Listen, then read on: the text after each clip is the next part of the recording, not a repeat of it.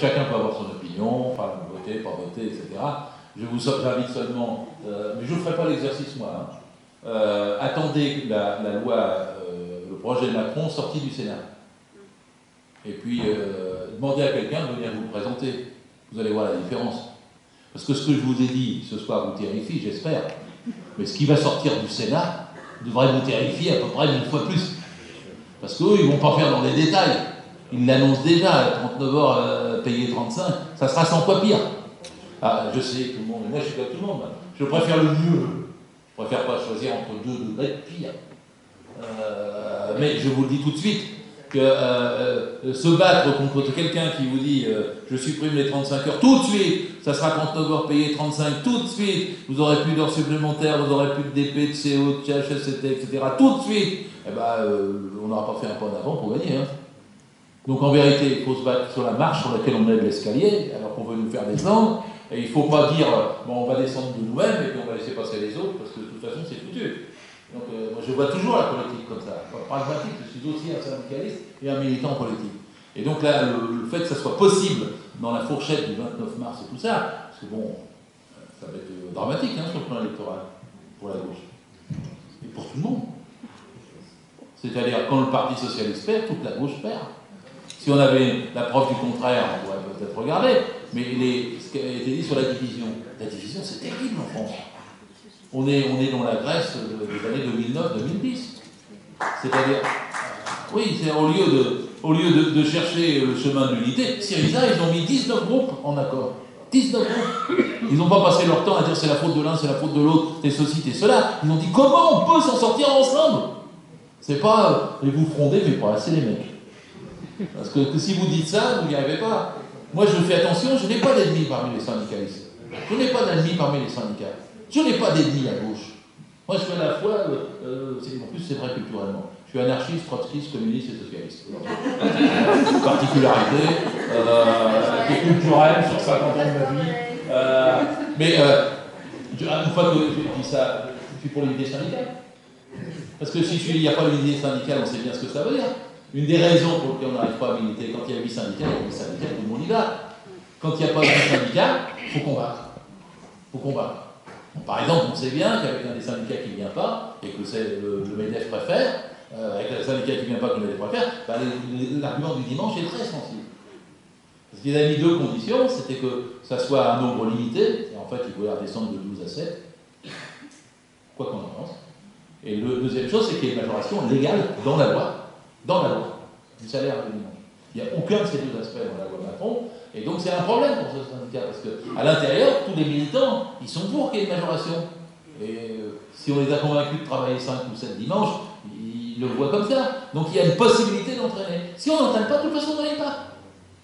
Il ne suffit pas de se dire, moi je suis majoritaire, je suis vachement plus fort, je suis comme ça, je suis comme ça, et si on ne gagne pas, si on n'élargit pas, si on ne gagne pas de majorité, on ne l'a pas, on l'attend.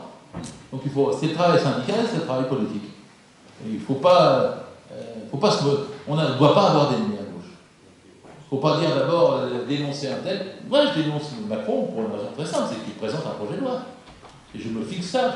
Si on se met à étendre, excusez-moi, à tout le monde, bah, de diminuer la surface possible de mobilisation pour le 9 avril.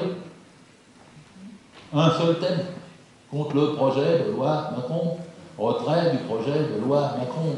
Alors, après, j'ai cherché, je suis comme tout le monde, si vous avez des bonnes idées, des slogans pétillants. Il n'y en a pas facile là-dessus. Parce qu'il y a tous les thèmes, il y a trop de thèmes, on ne peut pas concentrer sur le dimanche, je ne crois pas qu'il faut faire sur le dimanche, parce que c'est plus controversé. Bon.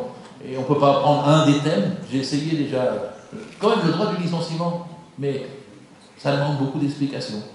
Donc il faut arriver à convaincre que les 106 articles sont toxiques. Et c'est aussi pour ça qu'il faut prendre du temps. Parce que si on ne fait pas le temps, c'est pour ça que je parle des vidéos, pas seulement le meeting, parce qu'on est 150. Mais les vidéos, j'ai regardé celle que j'ai fait chez Mermet, qui fait 10 minutes, pour dire ce que j'ai dit ce soir, je peux le faire en 10 minutes, elle a été vue, on est à 270 000 fois. Bon, il faut prendre des instruments comme ça. Il faut faire des réunions autour, avec, voilà. Il y a plein de bons documents qui sortent maintenant, de Copernic, d'attaque, de la sécurité, des argumentaires et tout ça. Ça a mis du temps, mais ça arrive. Et on a un mois. Je ne sais pas faire autrement. Et la déstabilisation du 29-30 mars, ça ne va pas être n'importe quoi. Parce qu'il y a quelques petits embarras politiques, à maintenir le gouvernement tel qu'il est, pour lui dire de représenter un deuxième 49.3. Alors attention, 49.3, ça peut être fait 2 fois sur le même texte, parce que ça s'applique en une session sur un texte, mais le même texte.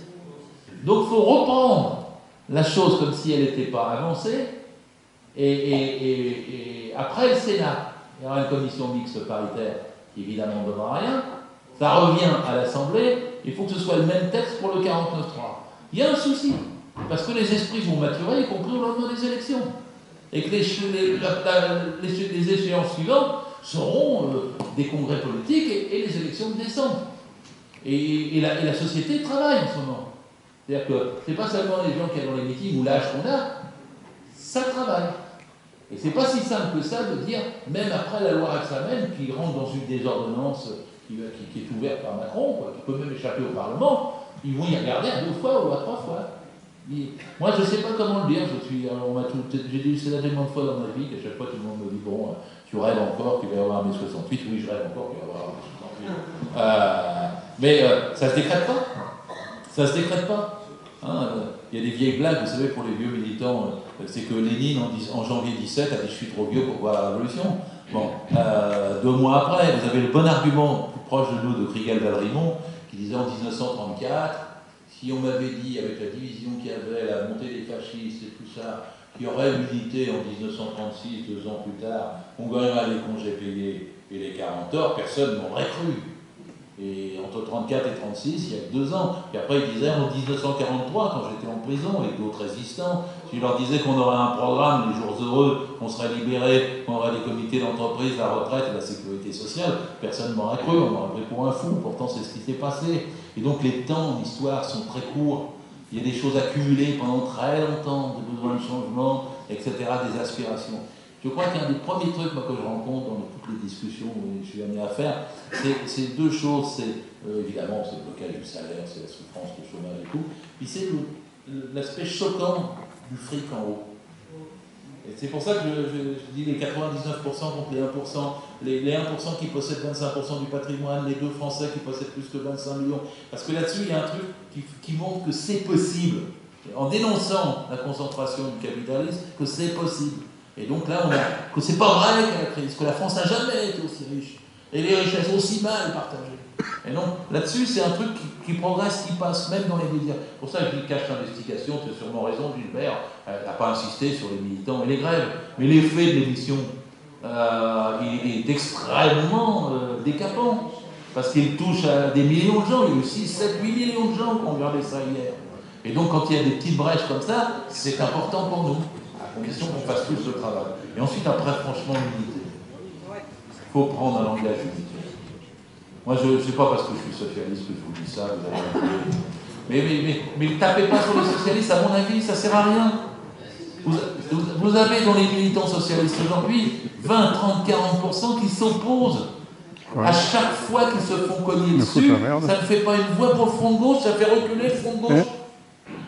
Chaque fois qu'il y a une polémique anti-socialiste, l'électeur socialiste qui pourrait basculer, il ne bascule pas. Ouais, d'accord. C'est-à-dire qu'il y a la droite ne monte pas en voix, elle monte en pourcentage. Ne soyez pas désespérés, la France est de gauche. Oui, d'accord. Oui, d'accord. Mais oui. Qui ont mis en 2017. Mais oui, la société ne se droitise pas. Le Pen, elle est à 9%. Mais sinon, on se tue nous-mêmes dans l'espoir. Ah, d'accord. Et la droite, quand elle gagne en perdant des voix. C'est dur à faire expliquer aux gens. Elle gagne les élections en perdant des voix. Parce qu'il y a 70, aux européennes, c'était 75% des gens qui s'abstiennent. Et c'est les nôtres qui s'abstiennent. C'est les nôtres. Eh bien, oui. Et alors, en plus, parfois, ils sont fidèles à leur parti. Les électeurs socialistes ne désertent pas. Ils ont l'habitude de voter socialiste. Pour les convaincre de voter autre chose, il faut que ça soit attractif. Il ne faut pas leur dire, espèce de connard, qui continue à voter socialiste. Il n'y a aucune chance que ça marche. Non mais alors il y a beaucoup de voix derrière que tu n'entends pas qui disent mais Macron est socialiste et c'est ça le mot qui est compliqué. Même pas. Il est de droite, Macron. c'est même pas, et puis écoutez-moi plus, puisqu'on fait un peu librement, après, de toute façon, je viens, après vous pourrez parler tous, moi je suis qu'un tout court moment devant vous, mais même pas, le Parti Socialiste n'est pour rien dans la vie de Macron.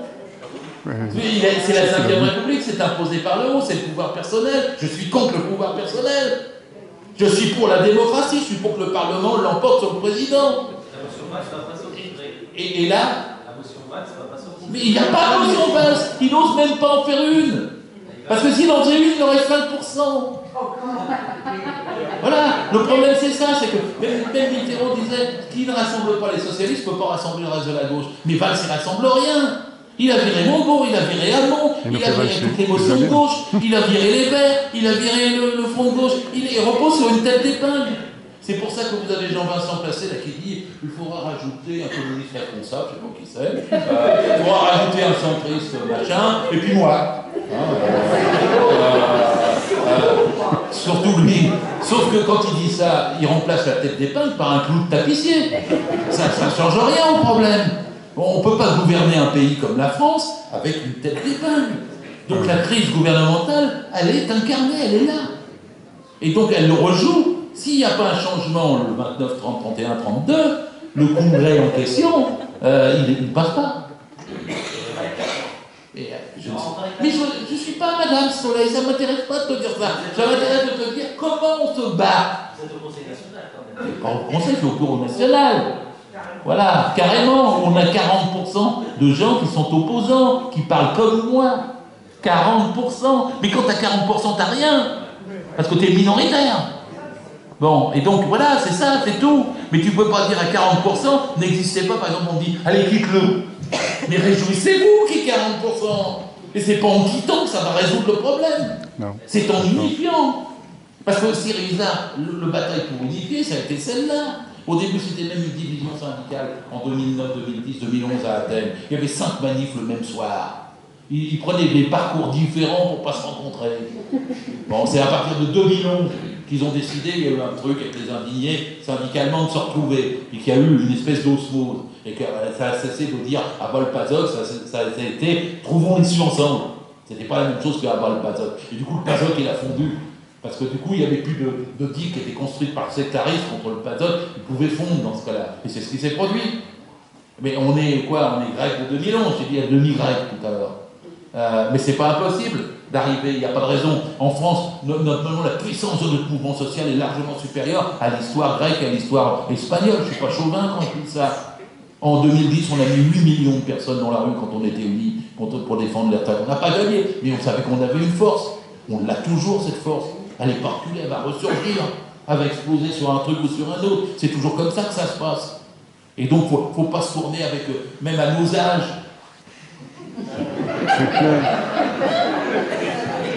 Il ne faut pas se tourner avec des têtes défaitistes. Moi, je ne fais pas des réunions pour que tout le monde sorte démoralisé en disant de toute façon, on n'y arrivera pas, puis il n'y a pas de jeunes.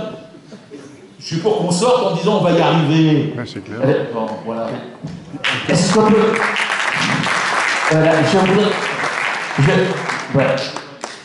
Je voudrais te faire, excuse-moi, une remarque, puisque tu as fait appel à des paroles de gens célèbres. Il y a eu une parole qui m'est venue à l'esprit de quelqu'un qui est quand même assez célèbre, puisque c'était François Mitterrand, avant qu'il soit élu à la présidence de la République, quand il a dit devant l'Internationale socialiste, je vais prendre des communistes dans mon gouvernement, si je suis élu, pour les faire disparaître. Et il y a une autre phrase qui est plus importante, c'est, alors je résume un peu, il a dit, c'est ces gens du CNPF, l'ancêtre du MEDEF, ils sont quand même stupides, parce que moi je peux faire passer des mesures que la droite ne pourra jamais faire passer. Alors, je voulais quand même donc le rappeler, parce que ça fait partie de l'histoire. Il est évident que derrière Macron 1, il va y avoir Macron 2. En tout cas, si les choses marchent comme le gouvernement voudrait que ça marche, et tu en as parlé un peu tout à l'heure, puisque c'est l'histoire CHSCT, les seuils sociaux, etc., etc. Mais je voudrais, moi j'ai bien entendu ce que tu disais sur le rôle que tu peux jouer à l'intérieur même donc, du Parti Socialiste, ou le rôle que l'opposition peut jouer à l'intérieur du Parti Socialiste. Moi, ce qui me gêne, c'est que, contrairement à ce qui s'est passé quand il y a eu le CPE, où c'était la droite contre la gauche, c'était clair. Le 49.3, c'était clair, droite contre gauche, on a eu les gens dans la rue. À l'heure actuelle, pourquoi on a du mal à mobiliser? C'est parce que la position des élus, enfin des élus socialistes de manière générale, obscurcit la compréhension des gens, et notamment en ce qui concerne les frondeurs, la position des frondeurs, bah c'est vrai qu'elle n'est pas comprise. Un jour ils s'abstiennent, ils disent qu'ils vont voter contre, mais bon après ils disent qu'ils font partie de la majorité. Il faut se rendre compte que c'est très difficile, je conclus, puisqu'on a parlé de la mobilisation, on a parlé du 9 avril, mais bon, il faut voir où sont les obstacles. Et les obstacles, ils sont dans le fait qu'il y a un obscurcissement dans la tête des gens, et surtout quand on les a amusés avec le travail du dimanche pour obscurcir le reste. Voilà, donc je crois que c'est pas un débat secondaire. Mais excuse-moi, mais personne ne cherche à amuser personne. Prenons-nous tous au premier degré. On est sincères dans ces batailles. Et donc voilà, quand tu parles des fondeurs, j'aime pas le mot, je l'ai pris, maintenant je parle des grondeurs en face. Le problème c'est quoi? C'est si tu avais déjà 1 million de gens dans la rue, on aurait 100 députés qui voteraient contre. Tu comprends? C'est dans les deux sens. C'est dans les deux sens. Parce que si tu avais un mouvement social, on passerait même à 150 députés. Et moi j'ai vu, quand tu me dis les fondeurs, tu sais pas comment ils font. Moi j'en ai vu, ils ont changé 3 fois d'avis dans la même journée. Et alors, bah oui, mais t'arrives pas à des gens normaux de changer 3 fois d'avis dans la même journée. Et puis qu'est-ce qu'on fait dans ce cas-là? On milite pour qu'ils ne changent pas d'avis, pour qu'il y en ait un autre d'un côté qui soit encore convaincu, puis encore un autre. C'est comme ça qu'on passe de 15 à 20, à 25, à 30, à 35 et à 60. Et quand tu m'aurais dit, même la veille du 49.3, que j'étais encore inquiet, je faisais les comptes comme tout le monde. Hein? Et puis il y a le 49.3, contrairement à beaucoup de gens qui ont dit « Ah, ça y est, elle est passée », moi j'ai senti ça comme une immense victoire. Voilà, j'étais très content du 49.3. C'était un coup d'arrêt. C'était pas la loi qui passait, c'était un signe que la base n'avait plus de majorité. Donc, je suis enthousiaste, moi. Je ne suis pas démoralisé. Et je ne vais pas attaquer, je ne vais pas rentrer en disant aux gars qui hésitent à l'Assemblée, en disant à Bordeaux, on m'a dit que tu es un con, arrête d'hésiter. Parce que j'ai aucune chance de le convaincre comme ça. Je vais lui dire, j'étais à Bordeaux, il y avait 200 personnes, les gens veulent que ça y aille. Je ne vais pas dire, tu es un fondeur résultant et mou. Voilà, je vais lui dire, là, à Bordeaux, ils sont pour l'unité. Quand je parle d'unité, ils applaudissent.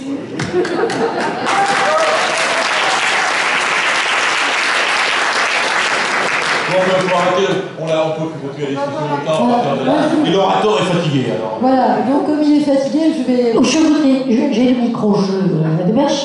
Je voulais dire 2 choses à Gérard Filoche.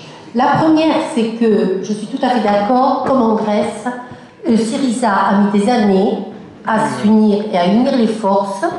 Ils y sont arrivés, il faut quand même savoir qu'ils y sont arrivés sans le PASOK. Ça, c'est une première chose. La deuxième chose, c'est qu'est-ce qu'on peut faire nous? Parce que moi, c'est pour ça que ça ne m'intéresse pas, les discussions sur de la critique par rapport au PS et tout ça. Bon, c'est qu'est-ce qu'on peut faire nous? Et qu'est-ce qu'on peut faire nous aujourd'hui? Il y a des initiatives qui s'appellent les chantiers d'espoir, qui regroupent aujourd'hui toutes ces forces politiques vivantes en France, y compris des frondeurs du Parti Socialiste, Europe Écologie, les Verts et tout ça. Je vous invite à aller sur Internet pour voir cet appel-là, parce que ça, c'est quelque chose que l'on peut faire très concrètement dans la société aujourd'hui.